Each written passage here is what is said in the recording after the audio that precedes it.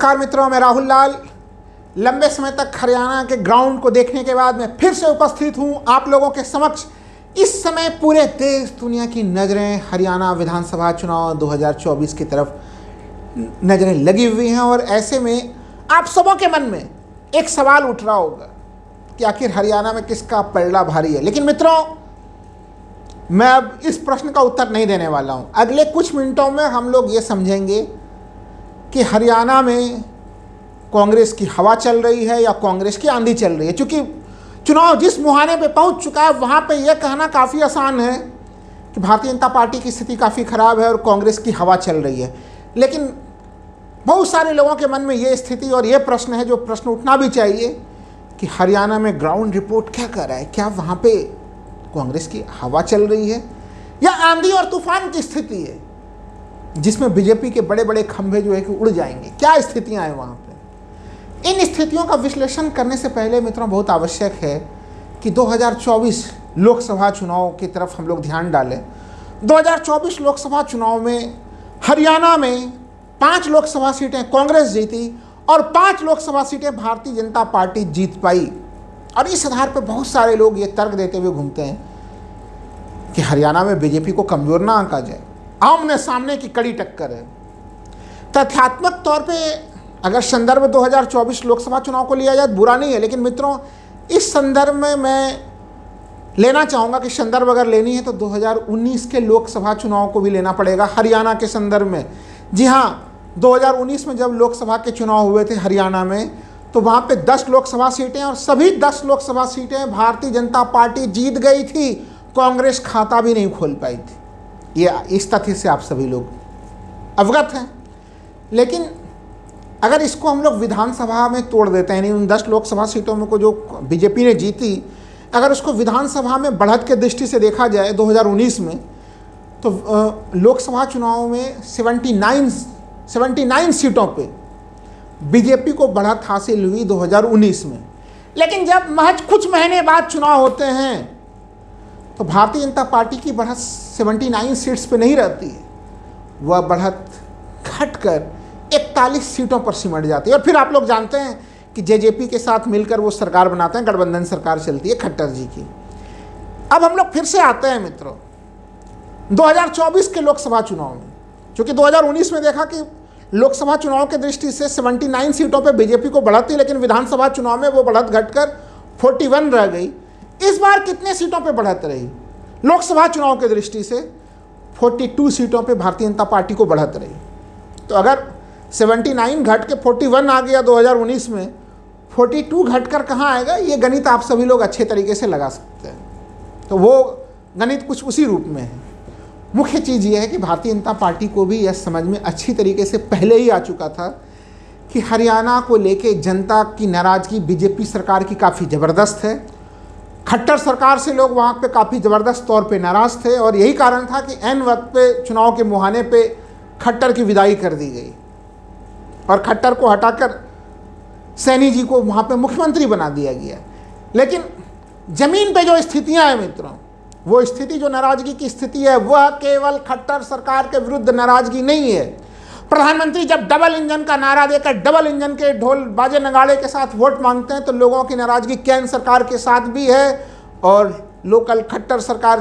हालांकि खट्टर जी आजकल हरियाणा के पोस्टर बैनर कहीं भी दूर दूर तक नहीं दिखते हैं, लेकिन नाराज़गी है। और नाराज़गी के जो देखिए हरियाणा को हम लोग जानते हैं कई बड़ों मुद्दों को लेकर। किसान हरियाणा का चुनाव मित्रों वैसा नहीं है जैसा कि लगता है कि चुनाव के समय तक कुछ मूड बदलने वाला है। हरियाणा के बहुत बड़े वोटर्स के वर्ग ऐसे हैं जिन्होंने कई महीना पहले ही, और अगर मैं कहूँ कुछ वोटर्स तो ऐसे हैं जिन्होंने कि किसान आंदोलन के दरमियान ही वो इंतजार कर रहे थे कि कब विधानसभा चुनाव की घड़ी आती है और हम बटन दबाएंगे, हम खट्टर के विरुद्ध बटन दबाएंगे, राज्य सरकार के विरुद्ध बटन दबाएंगे। तो एक बड़ी मतदाता की स्थिति ऐसी है कि जिन्होंने पहले ही निर्णय ले लिया था। यानी किसान आंदोलन बड़ा ही नुकसान पहुँचा रहा है। और किसान आंदोलन के कंटिन्यूटी में जो दूसरा आंदोलन महिला पहलवानों का आंदोलन होता है, जिसमें बृजभूषण शरण सिंह के ऊपर आरोप लगते हैं और भारतीय जनता पार्टी उन्हें बचाते हुए नजर आती है। और इन पहलवान बेटियों को जो इंसाफ के लिए जो प्रयास होने चाहिए वो प्रयास नहीं होते हैं। और विनेश फोगाट का पूरा प्रकरण जिस प्रकार से फिर से सामने में बढ़ के आता है, हरियाणा इस प्रकरण से भी काफ़ी दुखी है। देश तो दुखी है ही, लेकिन हरियाणा की वो बेटी है और हरियाणा का यह मामला भारतीय जनता पार्टी को बेहद नुकसान पहुंचा रहा है मित्रों। भारतीय जनता पार्टी को नुकसान पहुंचाने के लिए इतने ही कारण पर्याप्त नहीं है। हरियाणा अगर जाना जाता है तो अपने किसान के कारण, पहलवान के कारण, और फिर जाना जाता है अपने नौजवान के कारण। हरियाणा से भारी मात्रा में जो है कि जवान भी आते हैं वहाँ पे, और अग्निवीर योजना के कारण हरियाणा में बहुत ज़बरदस्त नाराज़गी है। और उसको लेके आपने देखा है कि संसद में किस प्रकार से राहुल गांधी ने खुल के कहा था कि मेरी सरकार आएगी और अग्निवीर योजना को हम सीधे से हटा देंगे। तो ये तमाम, चाहे अग्निवीर का मामला हो, हरियाणा में ज़बरदस्त बेरोजगारी का मामला हो, ये तमाम मामले पहले से थे।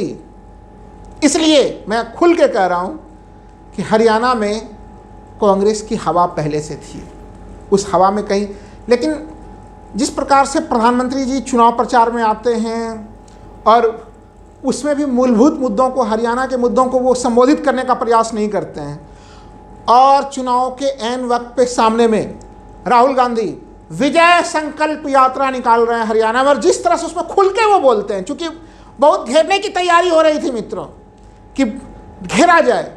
भारतीय जनता पार्टी मुद्दा बना के घूम रही थी कि शैलजा के बीच में, हुड्डा के बीच में समझ सही नहीं है, टकराहट की स्थितियां हैं। राहुल गांधी ने बिल्कुल खुलकर स्पष्ट कर दिया कि हमारे पार्टी में शेरों की कमी नहीं, किसी दूसरे पार्टियों में शेर नहीं मिलते, और जहाँ बहुत सारे शेर होते हैं वहाँ शेर आपस में संघर्ष भी करते हैं। और वो दृश्य, जो तमाम दृश्य आए जहाँ पे शैलजा और हुड्डा बिल्कुल हाथ मिलाते हुए दिखे, तो जो वो एक मामला भारतीय जनता पार्टी उठा रही थी, उस मामले की भी हवा निकल गई, और लोगों का ध्यान अब अगर कहीं पे है तो वो भारतीय जनता पार्टी के भीतराघात की तरफ है।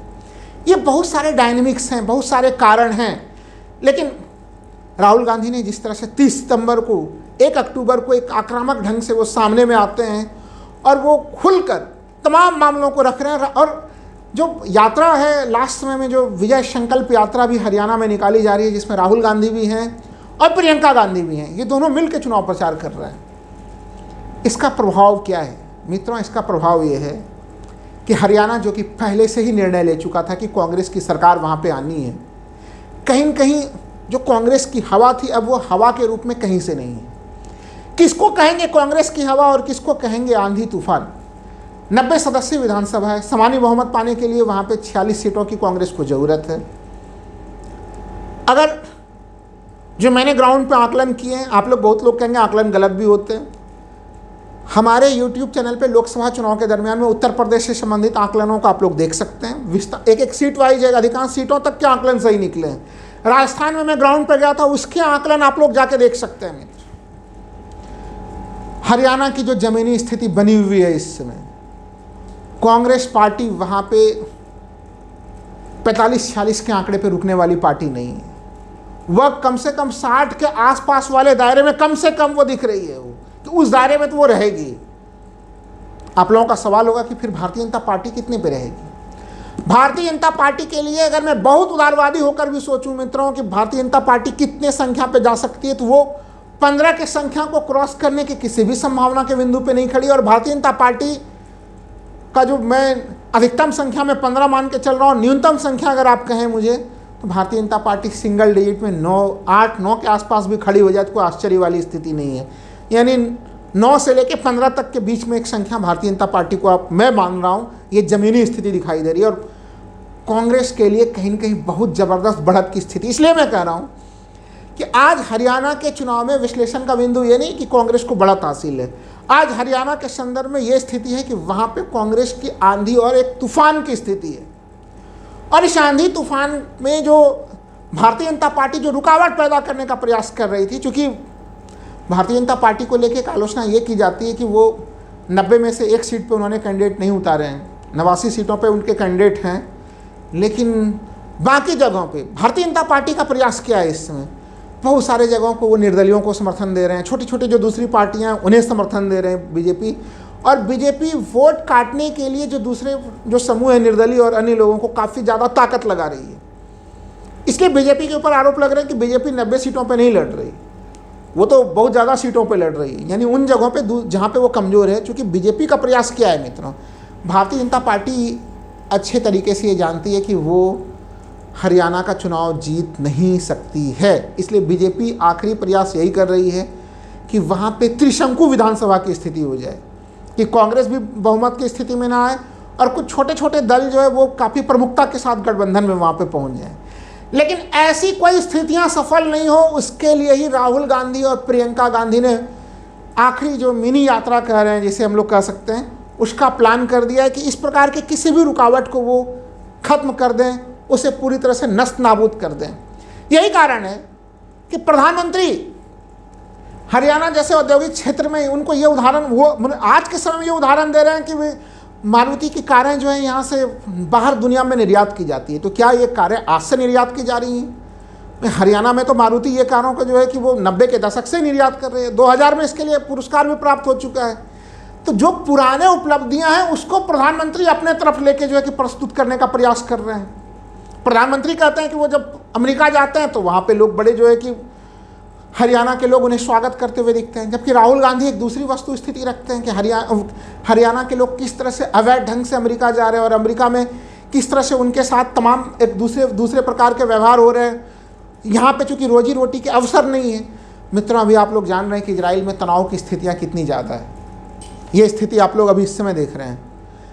हरियाणा के बेरोजगार युवाओं का दोहन करने के लिए हरियाणा से लोगों को 1.5 लाख रुपया महीने का पैकेज का लालच देकर यहाँ से लोगों को जो है कि इजराइल में मजदूर बनाकर भेज दिया गया, उस संकट की स्थिति में डाल दिया गया।